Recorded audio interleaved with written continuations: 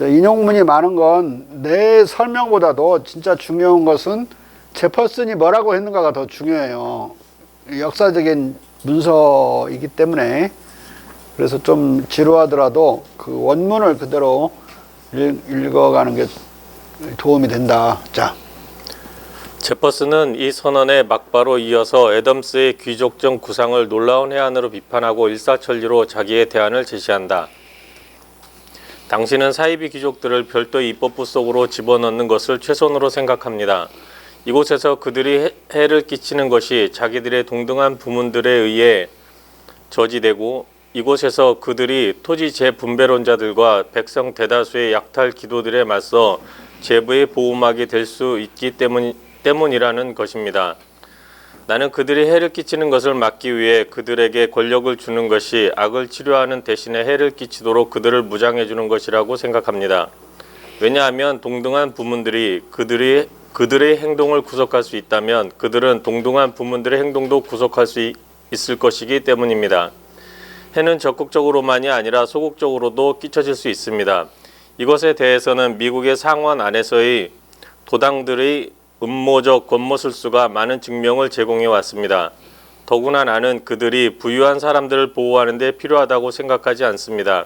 왜냐하면 그들의 충분한 수가 그들 자신을 보호하기 위해 입법부의 모든 부문 속으로 들어가는 자기들의 길을 뚫고 발견할 것이기 때문입니다.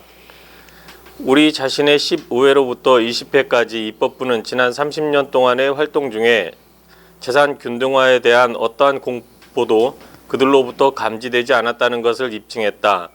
했습니다 했는데 잘못했습니다. 입증했습니다. 내 생각에 최선의 치료책은 정확히 우리 헌법에 규정된 것, 즉 시민들에게 자유선거를 통해 사이비 귀족으로부터 귀족을, 말하자면 미라를 찌꺼기로부터 분리시키는 것을 맡기는 것입니다. 일반적으로 그들은 진짜 선하고 지혜로운 사람들을 선출할 것입니다. 몇몇 사례에서 제부가 시민들을 부패시키고 출생 가문이 그들을 눈멀게 만들 것입니다. 사회를 위태롭게 하기에 충분할 정도로 부패시키고 눈멀게 만들지는 못할 것입니다. 제퍼슨이 의해서 당신은 사이비 귀족들을 별도의 입법부 속으로 집어넣는 것을 최선으로 생각한다고 말하고 있는데 이것은 애덤스가 1787년 미국의 정부 체제의 변호의 그로스브너 광장이라는 말로 끝나는 머릿말에서 제시한 방안을 가리키는 것이다. 애덤스는 이 머릿말에서 이렇게 말한다. 부호들, 사이비 귀족들을 별도 입법 속으로 집어넣는다 이 말은 영국처럼 상원을 만들어서 귀족들로 거기를 채우고 하원은 이런 사람들을 뽑는다 이 뜻인데 이것이 얼마나 해로울 것인가 이걸 지금 얘기하는 거예요. 영국처럼 가는 게. 영국은 그게 최선이라서 선택하고 있는 게 아니라 귀족들을 하루아침에 제거해 버릴 수가 없는 그런 나라기 때문에 양보형으로 그게 상원이 있는 거고 점진적으로 고사시키려고 있는 것이지 좋아서 설치한 게 아닌데 그걸 뻔따르자고 하니까 이제 뻔따르자는 말을 거부하는 거예요. 자. 부호들, 명문가 사람들, 유능한 사람들은 사람들 사이에서 영향력을 획득하고 이것은 곧 대표의원들의 의회 안에서 단순한 정직과 평이한 감각에 과도할 것이다. 그러므로 그들 중 가장 화려한 저명 인사들은 대중으로부터 분리시켜 상원 안에 그들만 있도록 배치되어야 한다. 이것은 모든 정직하고 유용한 의도에서 일종의 오스트라시즘이다. 오스트라시즘은 그리스에서 위험하게 보이는 또는 힘이 써가지고 아무렇게나 행동할 수 있는 사람을 폐각 조개껍질에다가 이름을 써가지고 가장 많이 조개껍질을 받은 자를 추방하는 폐각 추방법이죠. 자. 엄청난 부, 가장 존경받는 출생가문, 성직자의 초월적 능력을 가진 상원의원이 단원 대의제 의회 안에서 그가 가지는 것과 비교해서 국민 안에서 아무런 영향력을 가지지 못하게 된다. 상원이 존재하면 상원 안에서 가장 강력한 사람도 대의제 하원으로 입장하도록 허용해도 된다. 왜냐하면 인민은 그의 영향력이 위험해지자마자 그를 옷 벗겨 상원으로 이동시키는 것을 자신의 권한 안에 가지고 있기 때문이다. 상원은 야망의 커다란 목표가 된다. 그리고 가장 부유한 자들과 최고의 현자, 성직자들은 하원 안에서 공공에 대한 복무에 의해 상원으로의 승진을 인정받을 만 하기를 바란다. 그가 그의 바람의 목표를 획득했을 때 당신들은 여전히 그의 감정을 두려워하지 않은 채 그의 실력 발휘의 혜택을 기대해도 된다. 집행 권력이 다른 사람들의 손안에 있기 때문에 그는 인민과 더불어 그의 영향력을 많이 잃었고 상원 의원들 간에 그 자신의 투표수보다 아주 조금 많은 투표자를 지배할 수 있을 뿐이다.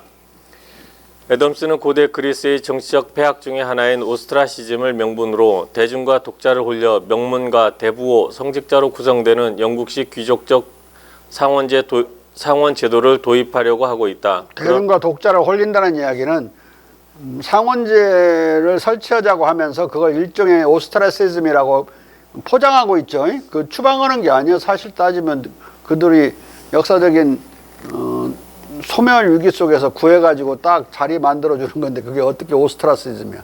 추방하는 게 아닌데. 자.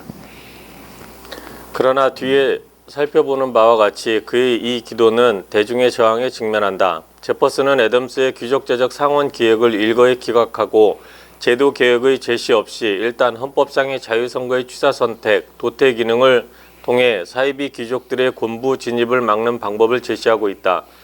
그리고 그는 그와 애덤스의 해법상의 견해 차이의 이유를 그가 사는 남동부의 소농 지배적 버지니아주와 애덤스가 사는 펜실베니아 위쪽 동북부 뉴 잉글랜드에 위치한 귀족 지배적 코네티컷, 매사추세츠 주 간의 정치 사회적 차이에서 구한다.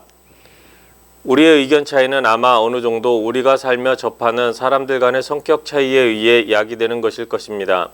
내가 직접 매사추세츠와 코네티컷에서 본 것으로부터 판단하면, 그리고 내가 들은 것과 당신 자신이 전자에 대해 내린 성격 규정으로부터 판단하면 훨씬 더 많이 저 두 주에 일정한 가문들에 대한 전통적 숭배심이 존재하는 것으로 보이는데, 이 숭배심으로 인해 이 주 정부의 관직들이 저 가문들 안에서 거의 세습적인 것이 되어 왔습니다.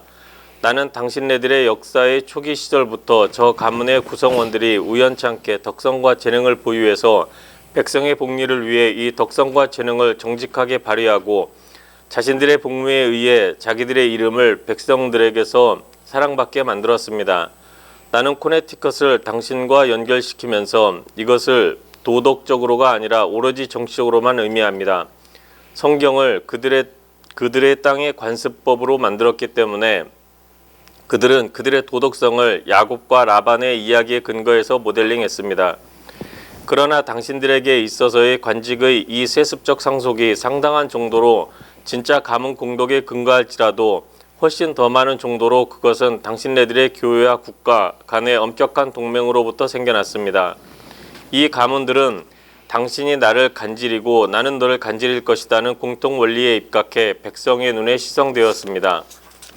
버지니아에서 우리는 자기 고향이야. 버지니아에서 우리는 이런 것을 전혀 가지고 있지 않습니다. 우리의 성직자는 혁명 전에 고정 봉급제에 의해 경쟁에 대해 안전해져서 백성에 대해 영향력을 획득하는 수고를 하지 않았습니다. 영국의 한사 상속법 아래서 대대로 내려온 제부의 굉장한 축적이 특정한 가문들에게 이루어져 있습니다. 그러나 이 부유한 가문들에게 야망의 유일한 표적은 왕의 추미론의 자리였습니다. 그러니까 이 버지니아에서 돈 많은 대부호들은 그런 식으로 백성들한테 인기를 얻어가지고 자리를 유지하려는데 관심이 있는 게 아니고 이미 땅을 너무 많이 가지고 있어서 별 다른 인기 얻을 필요가 없는 거야. 그냥 유지가 되는데 오히려 영국 왕의 눈에 들어가지고 어떻게든지 간에 들어서 그 상원 자리를 하나 얻든지 그런 데만 관심이 있지 대중의 인기를 얻으려는데 관심이 없다. 너희들하고 보여가지고 처지가 완전히 다른 상황이 있다. 여기서는 실제로 돈과 권력의 의미가 사실 훨씬 더 센 거지. 버지니아에서는 그걸 지금 타파하려고 하는 건데 이 제퍼슨은 그들의 온갖 아부는 왕과 그 피조물들에게 바쳐졌습니다. 그리고 그들은 왕과 백성들 간의 모든 충돌에서 빌립 노릇을 했습니다. 빌립은 이성적이고 계산이 빠르지만 소심하고 소극적인 성품을 소유한 12사도 중 한 사람이다. 그래서 그들은 인기가 없었고 그 비인기는 계속 그들의 가문 명칭에 달라붙었습니다. 랜돌프가 사람, 카터가 사람 또는 버웰가 사람은 심지어 이날까지도 평민 경쟁자에 대해 백성에 의해 선출될 개인적 우위성을 가지는 것이 틀림없습니다. 제퍼슨은 교회와 주 정부가 굳게 결탁한 이 코네티컷과 매사추세츠주의 귀족제적 관행에 대해 나 자신이 주도해 제정된 버지니아주의 반귀족제적 개혁 법률들을 대립시킨다. 독립선언 후 나 우리 자신이 아니라 그 자신인데 잘못돼 있어요. 독립선언 후 우리 입법부의 첫 회기에 우리는 한사 상속을 폐지하는 법률을 통과시켰습니다. 그리고 이것 다음에 장자 상속 특권을 폐지하는 법률과 유언 없는 사망자의 토지를 모든 자식들 또는 다른 대리인들 사이에 동등하게 분할하는 법률을 제정했습니다. 나 자신이 기한한 이 법률들은 유사 귀족층의 뿌리에 도끼를 댔습니다.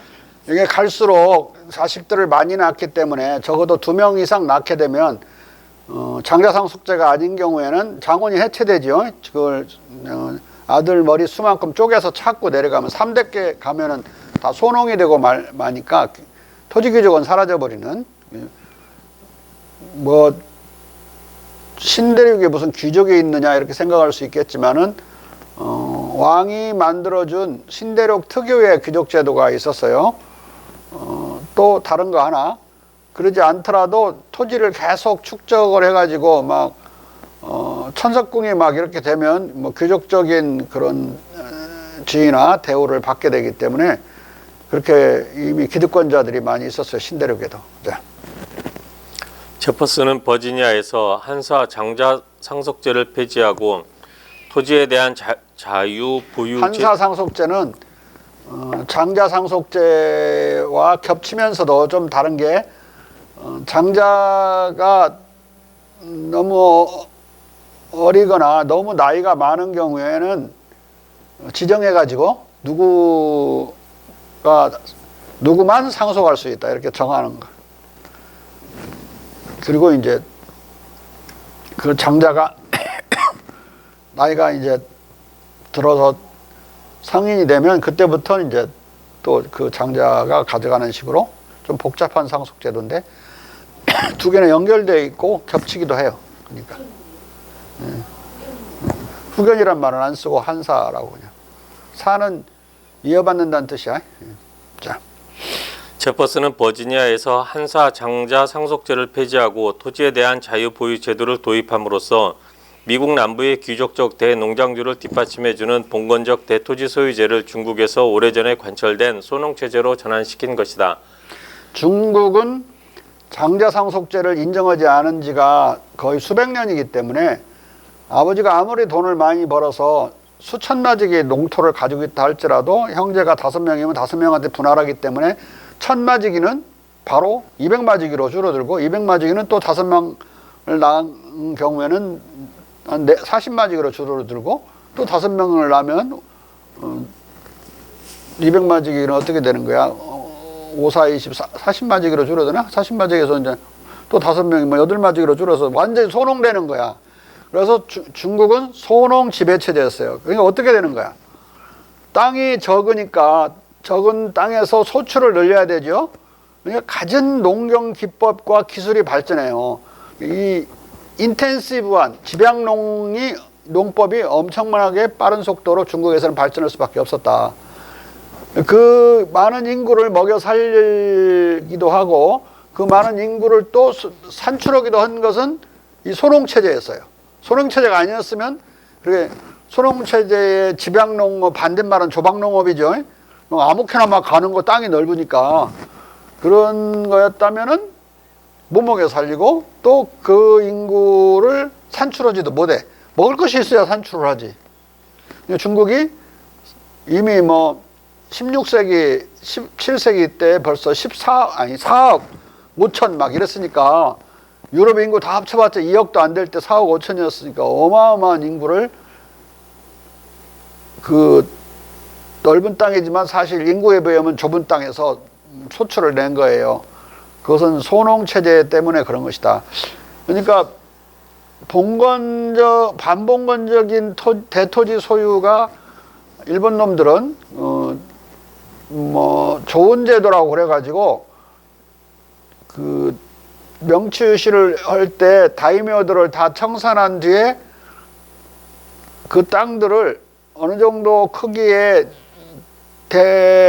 대지주가 반봉건제로, 권력은 없는 봉건제를 반봉건제라고 그래. 반봉건제로 운영하는 봉건적 토지 소유 제도를 일반화시켜요.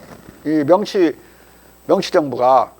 근데 우리나라는 그런 봉건적인 토지 소유도 있었지만 소농 토지 소유도 있었고 또 경영 분홍이라고 그래서 자본주의 농장도 있었어요.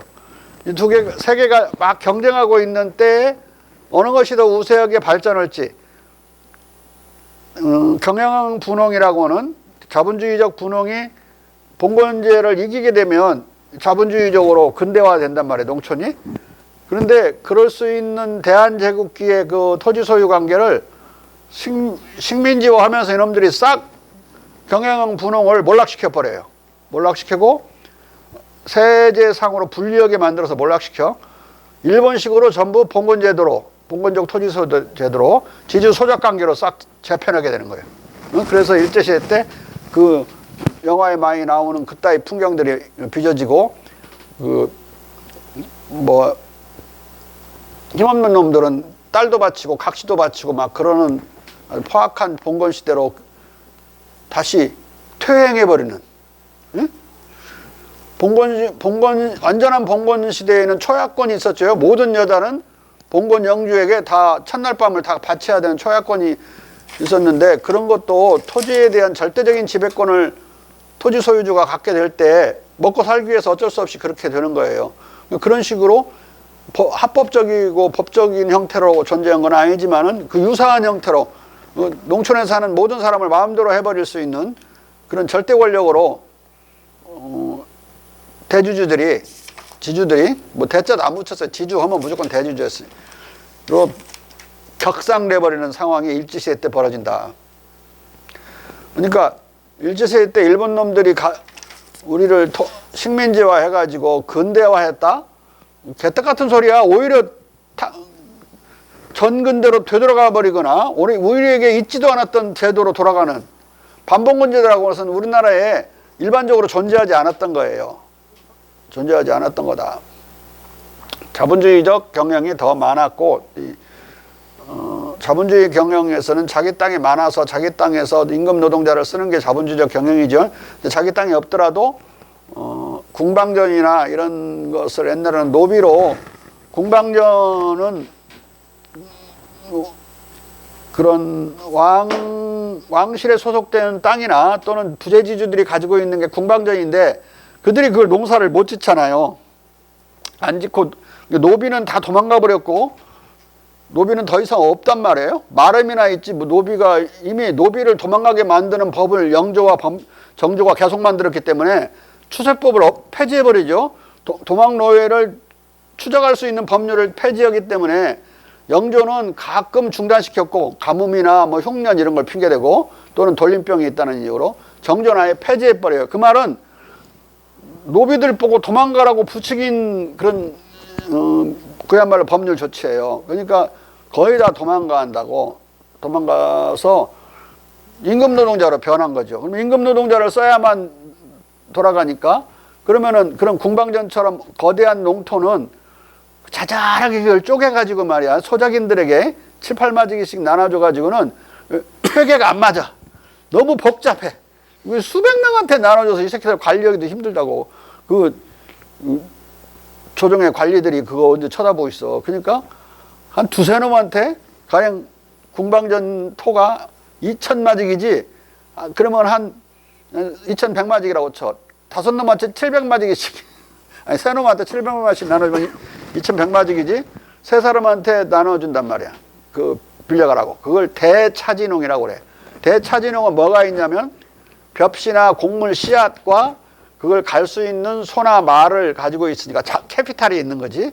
그 캐피탈을 투자해서 농사를 짓는 거야. 땅은 자기 것이 아니고 땅의 지대를 조금 내고.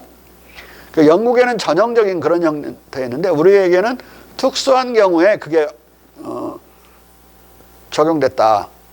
세 가지 경우에 적용됐는데 하나는 왕실에 귀속된 양실 소유의 농토들이 이제 대규모였기 때문에 그렇게 됐고, 두 번째는 아까 궁방전이라고 하는 부재지주 땅들이 그렇게 됐다.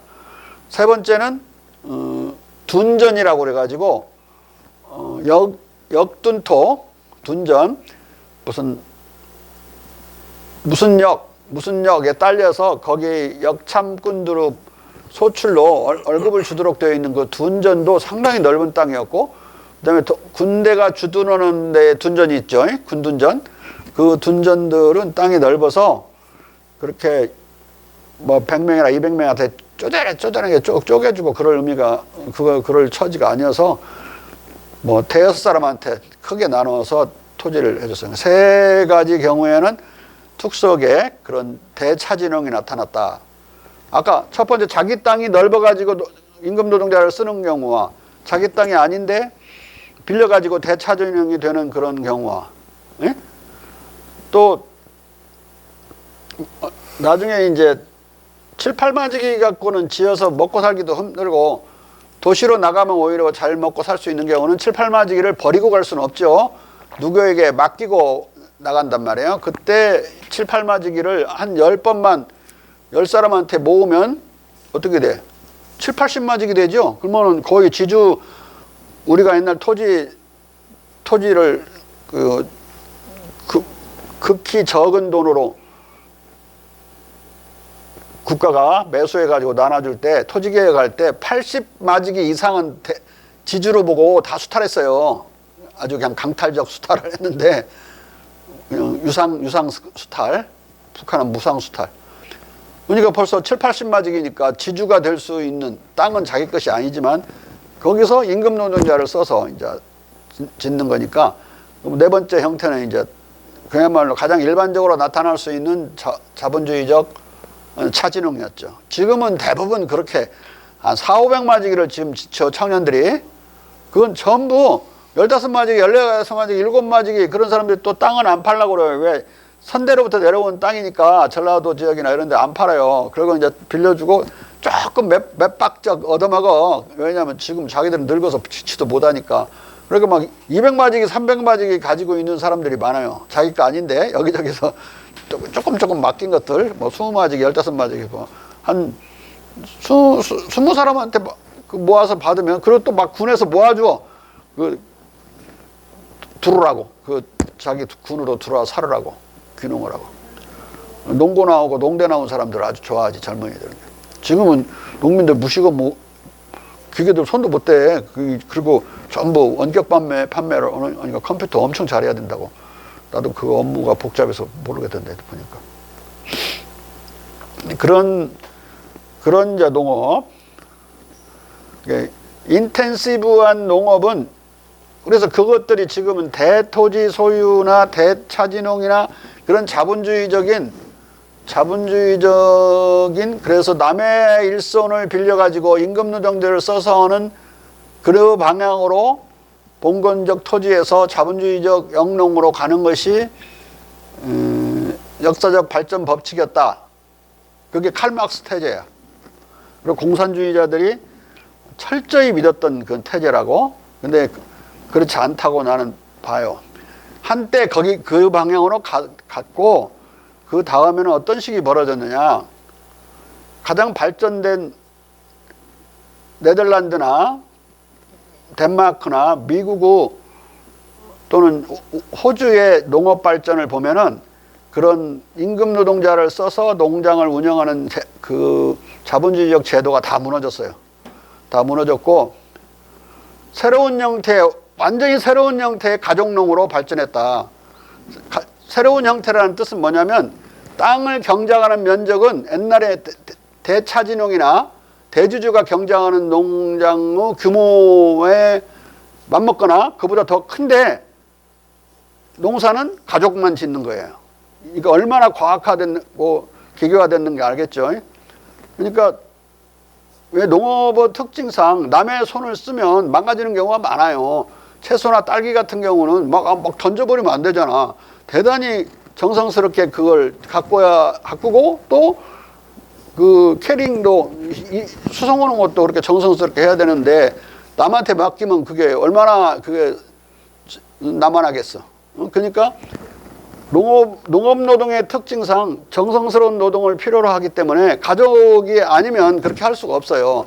그래서 가족은 부부와 아들과 며느리 이 4명을 이제 기준 단위로 해서 소농이 네덜란드나 덴마크나 미국에 또는 호주에 지배적이 됐다. 그 이전에 카우보이가 있던 그 팜 그런 농장은 싹 사라졌어. 카우보이는 임금 노동자야. 말이 멋지게 그려놔서 카우보이지 사실 임금 노동자인데 지금은 임금 노동자 하나도 안 써요. 그 돈 줄 돈도 없어요. 전부 지금은 그 이전에 직전에는 비행기로 뭐 씨 뿌리고 뭐 어쩌고 하다가 지금은 전부 드론으로 하니까 훨씬 더 싸졌고 씨 뿌릴 때 비행기로 씨 뿌리면 씨를 다 날려버려가지고 뿌리나 많아야 반은 금 밖으로 나가버린다고. 근데 드론은 대단히 조용하게 잘 뿌리고 농약도 드론이 치고 다 새도 해조류도 드론이 쫓아요. 더 훨씬 더 잘 쫓아. 왜? 자기가 조종하는데 집에서 새가 많이 있는 쪽을 공격할 수가 있어. 그래서 이미 비행기로 씨 뿌릴 때부터 카우보이는 싹 사라졌고 미국에서. 그리고 농토에 남아있는 그러니까 농부 숫자는 임금 노동자, 농업 노동자가 포함해서 거의 다 없었다고 봐야 되고 수천 킬로의 그 농토에 사람이 보이지 않을 그런 상황이 벌어진 거죠. 그렇지만 가족이 운영하니까 농토 넓이는 어마어마하게 넓어졌는데 가족 노동만으로 임금 노동자 하나도 없이 가족 노동만으로 하기 때문에 아까 내가 새로운 형태, 완전히 새로운 형태의 가족농이 등장했다. 그 특징상 가장 많은 소출을 낼 수 있어요. 왜? 남의 노동을 안 쓰니까 파괴되거나 망가지는 농산물이 훨씬 적어졌고 가장 많은 양을 시장에 낼 수 있는 상황이 됐어요. 전 세계에 모조리 산업화가 돼야만 자본주의적으로 잘 산다. 그것도 그 미신이에요. 농업 자본주의로 해가지고 잘 사는 나라가 많아요. 덴마크가 전형적이고 호주나 뉴질랜드가 전형적이죠. 호주, 뉴질랜드 이런 데는 자동차 하나도 못 만들어. 다 한국 거 갖다가 그 이전에 일본 거 사서 썼는데 지금 한국 거 샀어. 무기도 전부 한국 거, 요새는 한국 것으로 좀 돌리려고 하고 있죠. 덴마크도 반절은 지금도 농업 자본주의 국가예요. 그러니까 산업 자본주의만이 부를 가져온다. 이건 망념이야, 망념. 실제로 그리고 어떻게 따져보면 캐나다도 농업 자본주의가 반 이상이 넘어요. 전체 것 중에. 그리고 농업의 중요성을 한번 얘기했죠. 그 농부가 없어지더라도 줄어들더라도 거기 줄어드는 요인은 기계와 과학하기 때문에 기계와 그런 과학학의 기술을 만드는 그 산업 부문은 팽창하게 되어 있다. 그 산업 부분, 농업 관련 산업이 팽창하는 만큼 농부가 줄어드는 거지 두 개가 무관하게 줄어드는 게 아니라고. 에? 그러니까 만약에 농업을 없애버리면 그 농업 관련 모든 산업도 싹 없어져 버리고 농업에 나오는 그 소출, 그 농산물을 이용한 모든 산업도 없어져 버려요. 빵 공장이든 뭐든 간에 다. 그래서 이 가족농 체계로 가는 것이 그 정성스러운 노동이라서 농업에 적당하고 중국의 경우에는 또 조박농업이 아니라 이 집약농을 불가피하게 만들어 가지고 많은 기술 발전, 농업 기술 발전을 가져왔다. 농기구도 발전시키고 농업 기술도 노하우도 발전시켜요. 자. 중국은 장자 한사 상속 없는 형제간 분할 상속제 덕택에 명말 총초의 대토지 소유가 소농 소유로 분해되어 일찍이 노비와 전호, 유사노비 소작인이 없는 소농 체제가 확립되어 있었다. 이 소농 체제는 명말 총초 중국에서 노비와 유사노비의 전면적 해방을 가져왔다. 여기서 노비는 노비고 유사노비는 소작인들을 가르쳤다. 소작인은 중국말로는 전호라고 불렀어요. 우리는 소작인이라고 불렀지만 여기에 대해 제퍼슨은 제부와 출생, 가문에 의존한 인위적 귀족층을 궁극적으로 무력화시킬 최후의 방책으로 지식과 교양의 국민적 확산을 위한 중국식 교육 학교 제도 법안을 제안한다. 그리고 내가 준비한 또 다른 법률이 입법부에 의해 채택되었더라면 우리의 일은 완성되었을 것입니다. 자, 이게 이 제퍼슨이 가진 꿈인데 이 드림을 끝내 실현을 못 시켜요. 저항이 심해가지고 준비가 안 되거나 예산이 부족하거나 학교를 설립할 예산이 부족한 거예요. 미국의 초창기 미국이. 근데 이 계획 또는 꿈, 제퍼슨이 여러 번 표명하고 글로도 남겨져 있는 이 꿈을 제퍼슨이 죽은 뒤에 그 후계들이 실현을 시키면서 근대적인 학교 제도가 만들어지는 거예요. 근데 그 근대적인 학교 제도는 중국식 모델이기 때문에 중국과 같아지는 방향의 3단계 학교가 만들어지는 거예요. 초등, 중등, 고등 이 세 가지 3단계 학제로 만들어진다.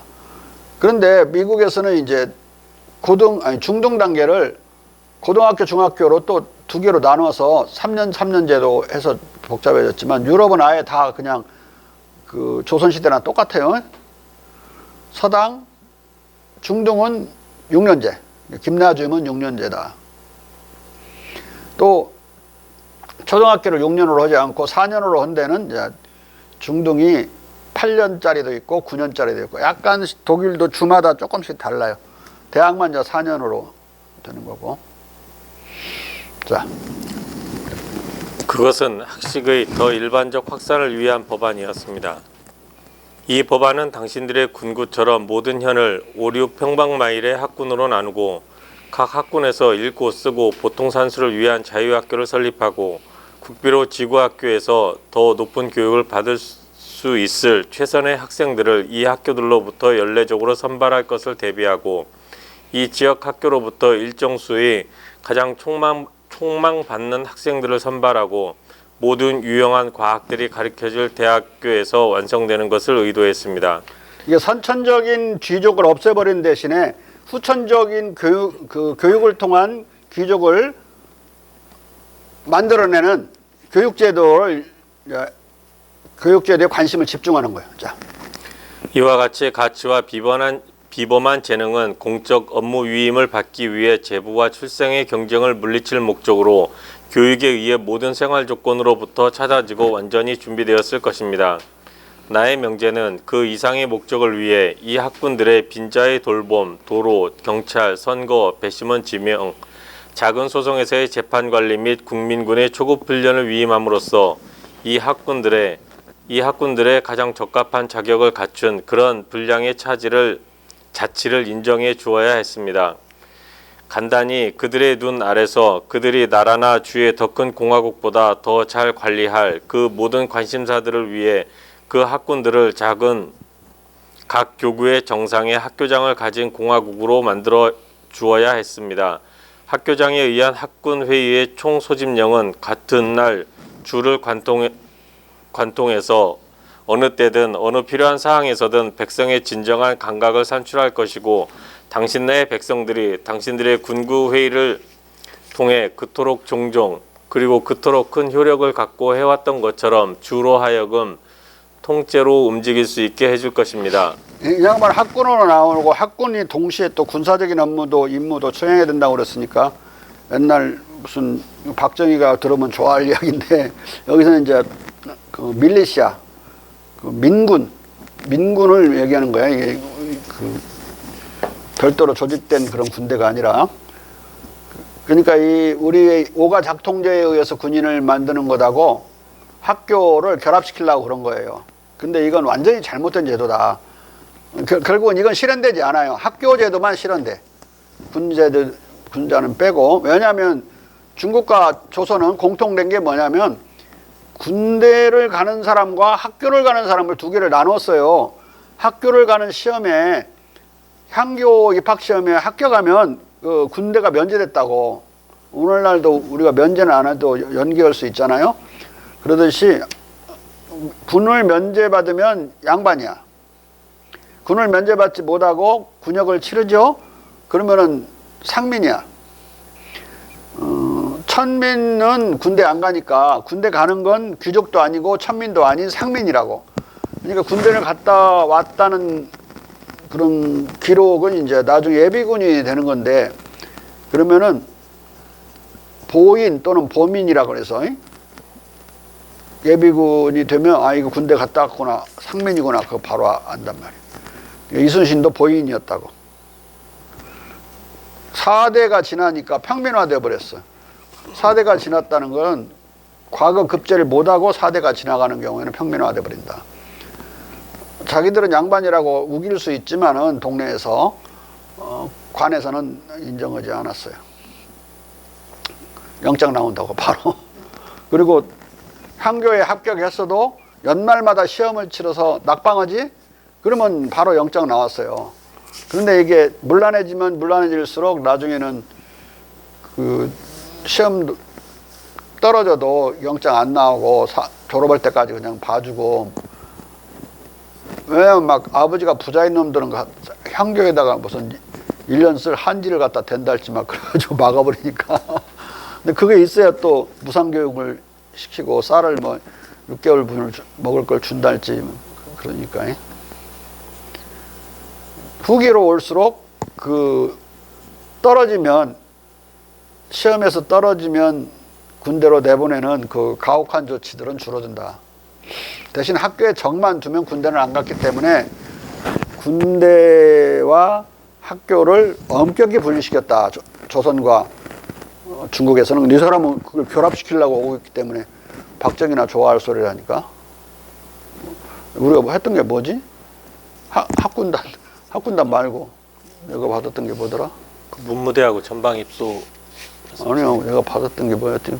학도옥단. 학도옥단 만들자 이거야 지금. 자, 제퍼슨은 1779년 자신이 버지니아 주지사직에 취임한 직후에 제출한 지식의 보다 더 일반적 확산을 위한 법안을 학식의 더 일반적 확산을 위한 법안으로 약간 잘못 기억하고 있다. 아무튼 인위적 사이비 귀족들의 정치적, 행정적 상승을 저지할 자연적 귀족을 양성하기 위한 제퍼슨의 교육제도 개혁 계획은 그의 생전에 이루어지지 못한다. 그의 교육제도 수립 방안과 중국 교육제도의 유사성과 차이성에 대한 분석은 여전히 중요하고 미국의 교육제도 확립 경위는 밝혀져야 할 것이다. 이것은 뒤에 따로 다룰 것이다. 이 편지에서 좀 혼돈스럽지만 종합해보면 제퍼슨은 교육제도의 도입으로 1. 전제정을 물리치고 인위적 귀족으로 자연적 귀족을 구분해 골라 뽑을 판단력과 용기를 갖도록 시민을 교육하고 2. 자연적 귀족의 육성을 도모하려 한 것이다. 한편 제퍼슨은 인위적 귀족의 또 다른 출처인 성직자 귀족층을 해체하고자 한다. 성직자 귀족은 재산의 상속과 칭호와 특권의 세습에 기초한 세습 귀족이 아니었지만 이 세습 귀족의 권력과 권력 강화 그리고 이 귀족 집단의 재생산을 뒷받침함으로써 귀족적 특권과 반민주적 영향력을 누리는 기이한 집단이었기 때문이다. 그는 다양한 종파에게 종교의 자유를 양심, 마음의 자유로까지 확장함으로써 단일 종파의 신도 독점을 분쇄하고 시민의 마음의 자유를 확립함으로써 성직적 귀족의 존립토대가 일소되었다고 보고 다시 한번 버지니아에서 교육개혁이 이루어질 것이라는 희망을 건다. 이 어떤 신념을 갖든 어떤 이론을 대변하든 간에 그걸 공격하는 것은 나라가 망할 재앙이라고 생각한 공자의 생각은 공허에 대한 사회라는 그 명제로 표현됐죠.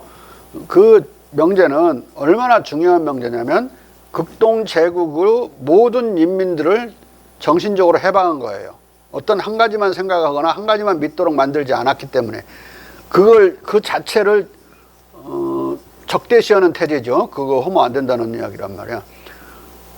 그 오래전에 이미 해방이 된 이 중국과 이 고려 조선 입장에서 볼 때 이 얘네들은 아주 천하게 느껴졌어요.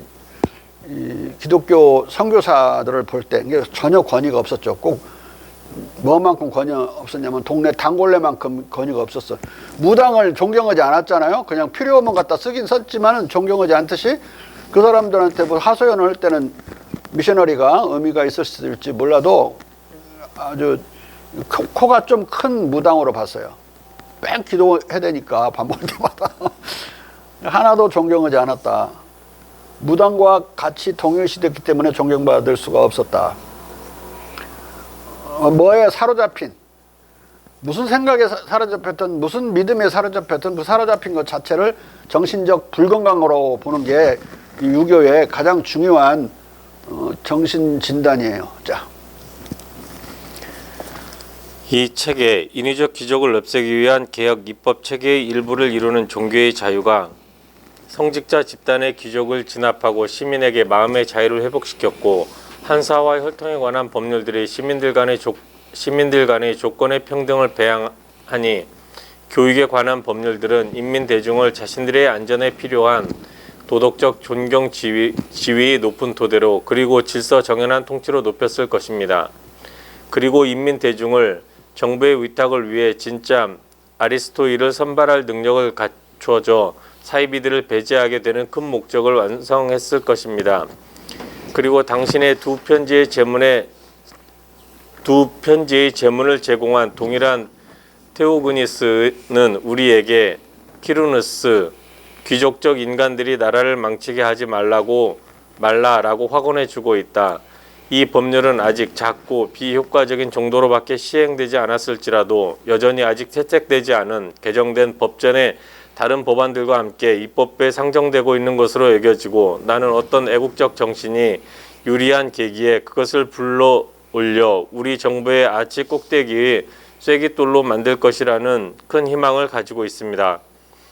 제퍼슨의 꿈은 버지니아 시민들에게 대중교육 제도를 선물하고, 이를 통해 자연적 귀족을 수적으로 확산시킴으로써 인위적 귀족들의 공무 장악을 막는 것이었다. 초등 단계로부터 시작되는 대중교육은 인위적 귀족의 제부와 가문에 홀리지 않고 자연적 귀족을 식별해 선출할 도덕적 선택 능력을 키워줄 것이므로, 제퍼슨은 교육을 통해 대중들에게 지식이 많이 보급될수록 자연적 귀족들의 공무 담임 기회가 늘어날 것으로 보고 있다. 이어서 제퍼슨은 지난 40년의 미국 혁명사를 되돌아보면서 미국과 유럽을 선과 악, 자유와 파괴의 흑백 논리로 대립시킨다. 제퍼슨의 마음속에는 유럽과의 정치적 분리와 도덕적 대립으로 이해된 미국 예외주의가 잠복되어 있었던 것이다. 귀족제에 관한 한 우리는 여기서 지금 귀족이라는 건 고귀한 사람인데, 유교적인 어떤 확신은 이런 게 있어요. 대중이 아무리 무식하더라도 그 유식언자의 뛰어난 지혜로도 대중을 속일 수 없다는 거. 또 대중이 아무리 무식하더라도 그 돈 많고 권력 있고 유식언자들의 부도덕한 행위에 의해서 결코 속아 기만당하지 않는다. 그대로 존중을 얻는 방법은 인심, 그런 대중을 사랑하는 마음 외에는 없다는 거. 그게 이 유교의 핵심적인 정치 철학이거든요. 그러니까 뭐 요새도 보면은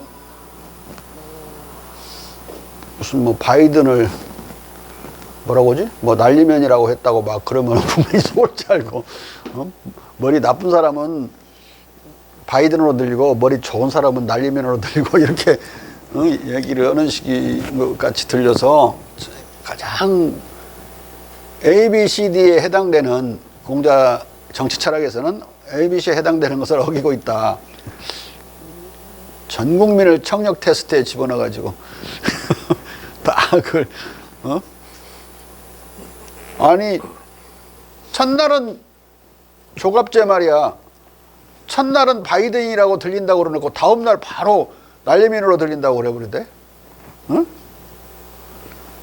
진중권이 그놈도 첫날은 바이든으로 들린다고 그러더니 다음날 난리면으로 들린다고 그래.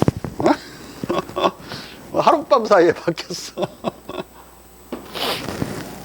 자, 귀족제에 관한 한 우리는 한 걸음 더 나아가 미국 주들의 수립 전에 작거나 과부하된 경기 안에 빽빽하게 붐비고 이 상황이 산출하는 악덕에 빠진 구세계의 인간 외에 아무것도 역사에 알려지지 않았다는 것을 고려해야 합니다. 이런 인간들에게 적응한 통치는 별개의 일일 것이지만, 이 주들의 인간들을 위한 통치는 아주 다른 별개의 일입니다. 여기서 미국에서 모든 사람들은 각자가 선택한다면 제각기 자신을 위해 일할 땅을 가질 수 있습니다.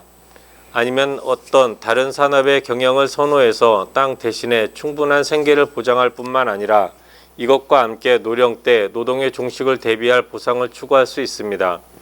모든 사람은 자신의 재산에 의해 또는 자신의 만족스러운 상황에 의해 법과 질서의 유지에 관심을 가집니다.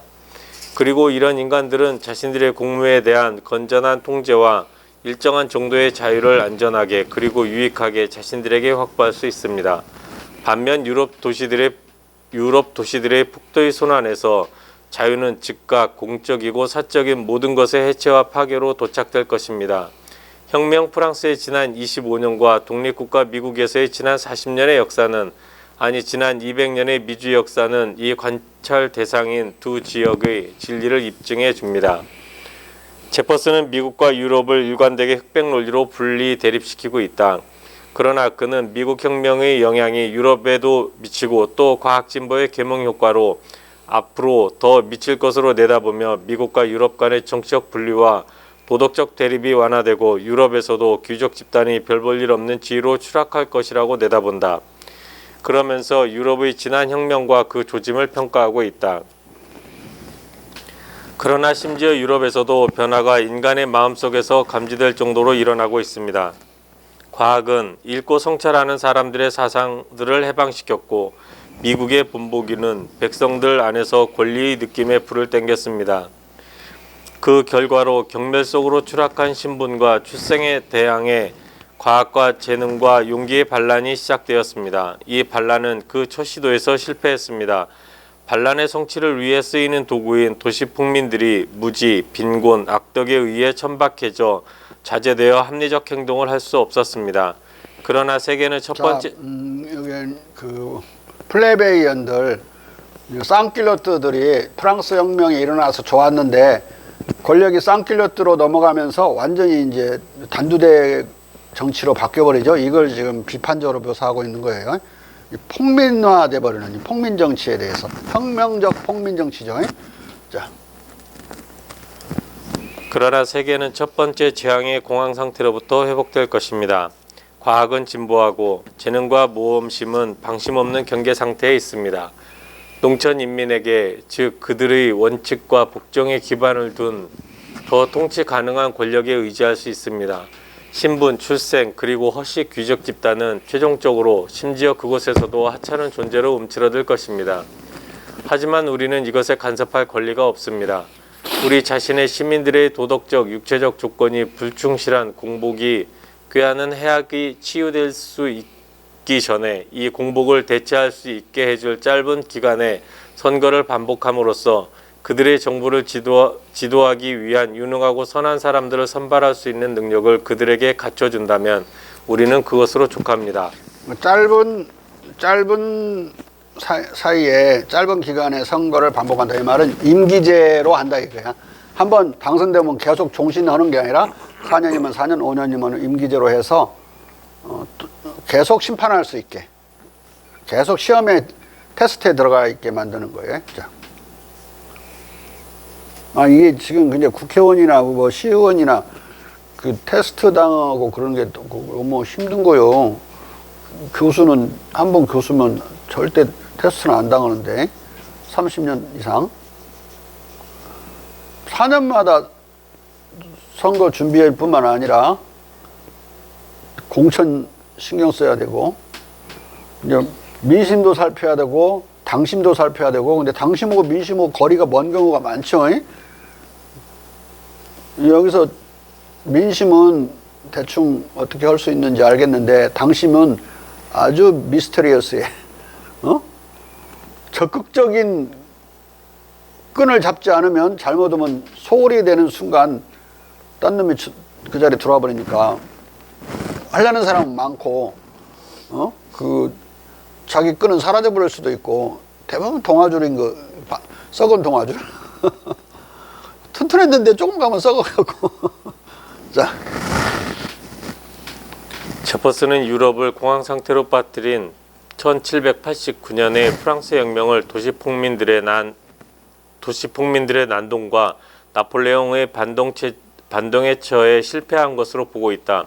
그렇지만 과학의 진보, 인간의 방심하지 않는 재능과 모험심 때문에 유럽은 이 공황 상태로부터 차차 회복될 것으로 보고 이때 혁명적 반란은 도시 풍민이 아니라 농촌 인민에 의거해야 할 것으로 생각하고 있다.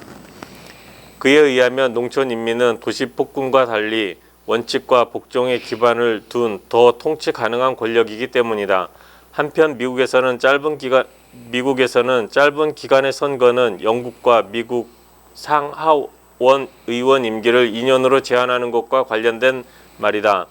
그리고 유능하고 선한 사람들은 자연적 귀족들을 말한다. 따라서 정규적 국민교육을 확립해서 자연적 귀족을 선발할 수 있는 능력을 시민들에게 갖춰진다면 시민들은 반복되는 2년 주기의 선거를 통해 인위적 귀족들을 찌꺼기로 걸러내 모조리 도태시키고 자연적 귀족들을 밀알로 골라내 주도와 수도의 상하원으로 올려보낼 것이다. 제퍼슨은 자연적 귀족을 아직 행정관리 집단을 구성하는 공무원의 선발, 임용 및 임용 고시와 연결시키지 못하고 있다. 그러니까 미국에서는 2년제기 때문에 막 우리는 8선 의원 그러면은 대단한데 32선 그러면 그냥 일반적이에요. 그러니까 계속 2년마다 당선된 거지, 한 지역에서. 그런데 한국에서는 8선 의원 그 옛날 김인종필 빼고는 나온 적이 없는 것 같은데 4선만 돼도 446이가 16년이고 4선 의원은 미국에서 8선 의원으로 불린단 말이에요. 착각하지 말라고. 거기에 선수가 높다고 해서 마르고 달 들어가는 거 아니라고. 자. 제2, 3대 미국 대통령 간의 이 논쟁은 사실상 세기의 논쟁일 뿐만 아니라 미국으로부터 그 민주공화국 헌정체제가 전 세계로 복사되어 나갔기 때문에 세계적 논쟁이었다. 제퍼슨은 인위적 귀족 없이 신사제도만으로 국가를 운영해 대번영을 구가해온 중국의 평등사회를 최후의 농고로 가슴속에 간직하고 나폴레옹의 황제 등국, 귀족제 부활 등의 반동에도 굴하지 않고 미국적 평등사회의 가능성을 확신했다. 지금 아담스가 2대 대통령이었는데 변질된 이유가 이게 프랑스에서 그런 식으로 갔더니 반동이 일어나가지고 다시 귀족제를 도입하더라. 그때는 나폴레옹 귀족제야. 그 이전에 귀족들은 깔아뭉개고 나폴레옹 황제에 의해서 임명된 귀족들, 새로이 이 귀족들을 이제 우대하는데 아무튼 간에 귀족이 필요한 거 아니냐라는 그런 식의 퇴행적 사고를 아담스가 하기 시작한 것 같아요. 그러니까 논쟁이 벌어진 거죠. 따라서 제퍼슨은 이 논쟁에서 자연적 귀족과 인위적 귀족의 차별, 전자의 진출에 대한 제도적 지원과 후자의 제도적 도태, 양자를 차별해 전자를 가려뽑고 후자를 도태시킬 인식과 능력을 갖춘 시민의 육성과 이를 위한 국민교육의 제도적 확립 등에 관한 자신의 구상이 하루 이틀에 짜낸 것이 아니라 일평생의 탐구와 성찰의 소산임을 넌지시 그러나 분명히 이해할 수 있게 밝힌다. 이와 같이 나는 우리가 서로 달리 생각하는 사항에 관해 우리가 너무 늙어서 탐구와 성찰의 긴 인생의 결과물인 의견을 바꿀 수 없기 때문에 논쟁 목적이 아니라 우리는 죽기 전에 서로에게 자신을 설명해야 한다는 당신이 이전에 보낸 한 편지의 제안에 관해 나의 의견을 개진했습니다. 이에 대해 애덤스의 답시는 없다. 그 이후에도 애덤스는 제퍼슨에게 많은 편지를 보냈지만 프라이스, 프리스틀리, 피타고라스, 산스크리트 경전 등의 엉뚱한 이야기만 써 보내고 귀족제는 다시 화제에 올리지 않는다. 그리하여 두 전직 대통령 간의 세계적 논쟁은 승복 없이 끝났다. 하지만 애덤스가 정치 사회적으로 몰리는 상황임은 그가 스스로 밝힌 것에서 드러난다. 그의 귀족제 주장과 관련해 괴 팸플렛이 애덤스에게 배달되었기 때문이다. 우선 여기서 소개되는 편지에 나타난 괴 팸플릿만 보자. 9월 15일자 편지에서 애덤스는 괴 우편물이 그에게 배달되었다고 전한다. 이제 이상한 것, 변덕스러운 것, 시시한 것을 봅시다. 나는 당신에게 보낼 테오그니스의 태생 좋은 숫말, 숫나기, 숫양 독트린에 관한 내 최근 편지를 거의 봉인하지 않았을 때 우체국에서 우표도 편지도 없고 이름도 날짜도 주소도 없는 소포를 하나 가져왔습니다. 섹션 1 귀족정이라는 제목을 단 크고 꽉 찬 3절판의 8, 90쪽의 인쇄책자가 멋지게 봉인되어 있었습니다. 나는 내 웃는 근육들을 진지하게 모으고 그것을 통독했습니다. 그것은 전 3권의 내 책, 미국 정부 체제의 변호 속의 귀족 독트린 때문에 처음부터 끝까지 내 이름을 거명하며 나를 공격하는 것이었습니다. 전체의 결론은 은행, 유가증권 귀족이나 프랑스나 영국의 귀족이나 둘 다 나쁘다는 것입니다. 나는 극히 확실하게 이 사람과 이 점을 두고 논쟁하지 않을 것입니다. 그가 누구인지 나는 추정할 수 없습니다. 살거나 죽은 모든 사람들 중 버지니아의 존 테일러, 대륙회의 버지니아 대표 상원의원 존 테일러가 내게 제일 먼저 떠올랐습니다. 애덤스는 넌지시 제퍼슨이 사주하지 않았나 의심하는 것처럼 보인다. 이에 대해 제퍼슨은 이렇게 위로한다. 당신에게 발송된 귀족제에 관한 팸플렛에 대하여 또는 그 저자가 누구인가에 대해 나는 당신의 편지를 통해 들은 것 외에 아무것도 들은 것이 없습니다. 당신이 사람을 의심한다면 그것은 그의 글들을 특징짓는 부자연스럽고 신기하고 현학적인 어휘들과 관련된 그 기묘하고 신비스럽고 과장된 생각들로부터 알아낼 수 있을 것입니다. 그것이 무엇이든 나는 당신의 평원이 아무렇게나 그를 갈겨 쓰는 사람들의 조야성이나 무절제에 의해 이런 날에 상처 입지 않기를 바랍니다. 알렉산더 해밀턴 등 일부 국부들은 상원을 부호, 명문 가문, 성직자들로 구성되는 귀족원으로 만드는 데 동조하는 반면 벤저민 플랭클린, 토마스 제퍼슨, 벤저민 러시 등은 귀족제에 견결히 반대했다. 애덤스에게 송달된 저 계획 팸플렛의 조짐으로 알 수 있듯이 국부들끼리의 이 위태로운 논쟁은 일일이 추적할 수 없는 우여곡절 끝에 귀족제가 대중의 지지를 잃고 플랭클린과 제퍼슨의 새롭고 진솔한 주장이 국민적 지지를 얻는 것으로 귀결되었다. 이로써 미국에서 귀족공화국 기도는 좌초되었고 민주공화국이 공고하게 확립되었다. 이 과정에서 애덤스와 플랭클린의 세계적 논쟁은 그 피날레에 해당하는 것이었다. 민주공화국 헌법의 승리는 눈을 그리스, 로마의 역사와 유럽의 현실로부터 극동으로 돌려 중국과 유교 제국의 번영하는 평등사회를 마음속에 굳게 간직했던 프랭클린과 제퍼슨이 그들의 국내외적 명망과 제퍼슨의 장장 8년의 대통령 재임 기간과 이후 정치적 영향력을 배경으로 적극적으로 전개한 사상투쟁을 통해 이룩된 것이었다. 그렇지만 이제 한 번은 더 고비가 남아 있었는데 그것에 대해서는 다음 시간 좀 10분 쉬었다가 하겠어요.